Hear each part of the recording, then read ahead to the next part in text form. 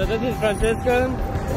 He is Paolo's son, and this morning he showed me Rome on the back of this legit scooter. It was awesome. And it's just awesome. They're friendly. It's amazing. Italy's culture is just amazing.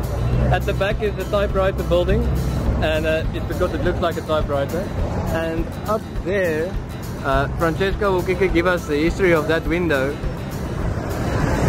Yeah, it's that's what it was called Duce. It's Mussolini, Benito Mussolini's Hitler friend. Unfortunately, during the Second World War, he used to have a speech with the crowd, so all Italians were listening to him about teaching and what he wanted to teach the Italians about the war and everything else.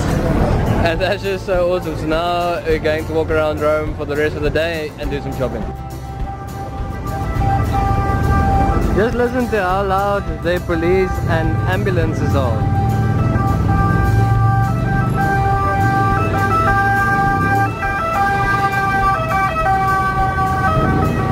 So another bucket list item done.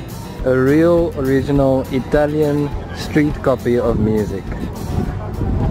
So some interesting facts about the Colosseum that our tour guide just told us is that these holes were actually sort of the tie-down points for marble, but the marble was stolen off, and the reason why the walls are actually so black is because after the Colosseum became abandoned, it became a safe haven for homeless. So it's actually the smoke from their fires that colored the walls of the Colosseum so black.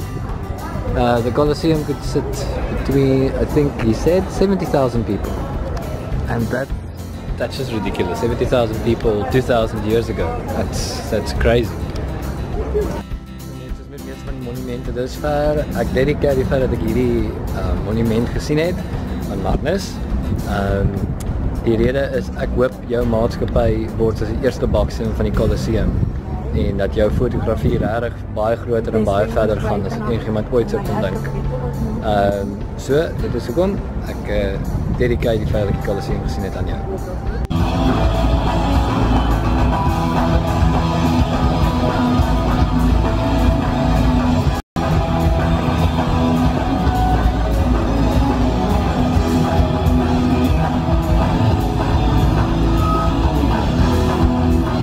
Just to give you an idea of how economics works in Rome, what you basically do is, you know, it's a tourist trap when the souvenirs cost, well, like the fridge magnets cost €3. So you go look for the place that sell them for €1. Now this is the crazy part. This guy here is selling one for €2, but right across the street there, he's selling it for €1. So it's the first time that I've encountered like this borderline between tourist trap versus the non-tourist store on the other side of the plaza. So hierdie plek is blijkbaar legendaries van 'n Romeis en nou staan ons in die tou om uit te vind. So tonight it's me, my trusty tripod, and the beautiful city that is Rome by night.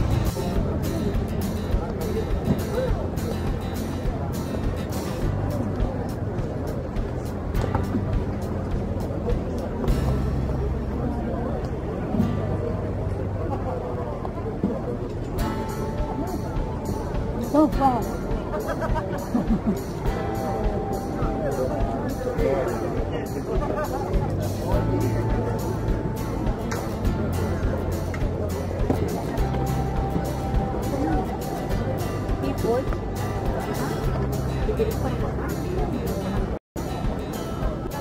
So wat ek gedink het, gaan net 'n normale rustige aand is in Rome. Het uitgedraai as total epicness.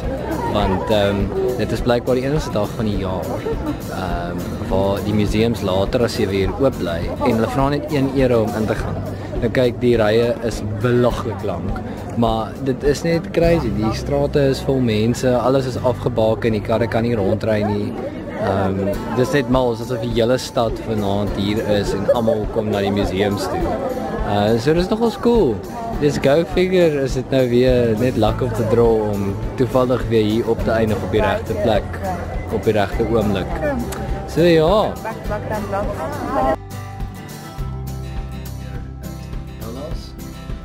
Really had a great time in Rome, or a great day at least, and I got some of the most amazing photos tonight. Today was actually a pretty good day. All the walking is finally starting to claim its toll on my feet as it goes. At this stage I've almost walked I think it's 60 kilometers in the past 3 days, so yeah, it's pretty crazy. And tomorrow's Pompeii, so that's more walking. So, but when in Rome, do like the Romans do. One of the highlights was definitely being able to eat with Paula and her family tonight.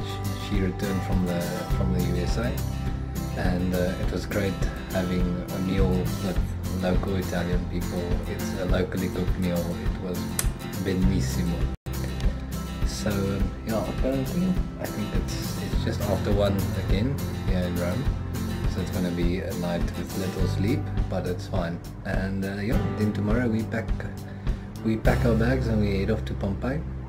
I know that the videos are sort of not chronological at this stage because it sort of depends on when I have time to edit, as well as access to Wi-Fi. But hopefully tomorrow, today's and the previous days in Florence videos will actually be available.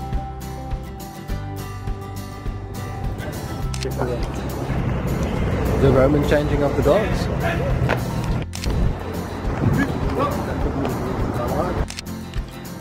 So Francesca just told me this building is called the Typewriter. But,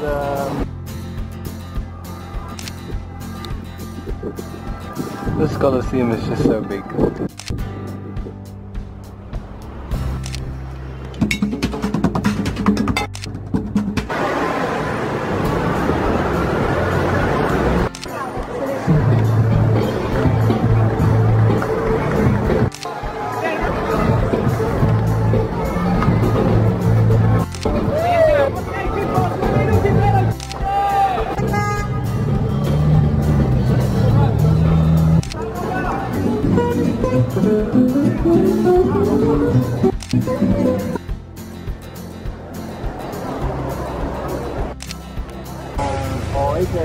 Die megaskaal van Judas admin gebou. Bam!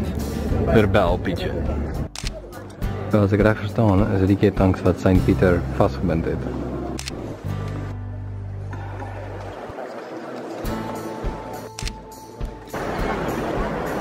And there she is. Die Colosseum aan die voete van Maximus. Nonostante tutta la loro bruttezza,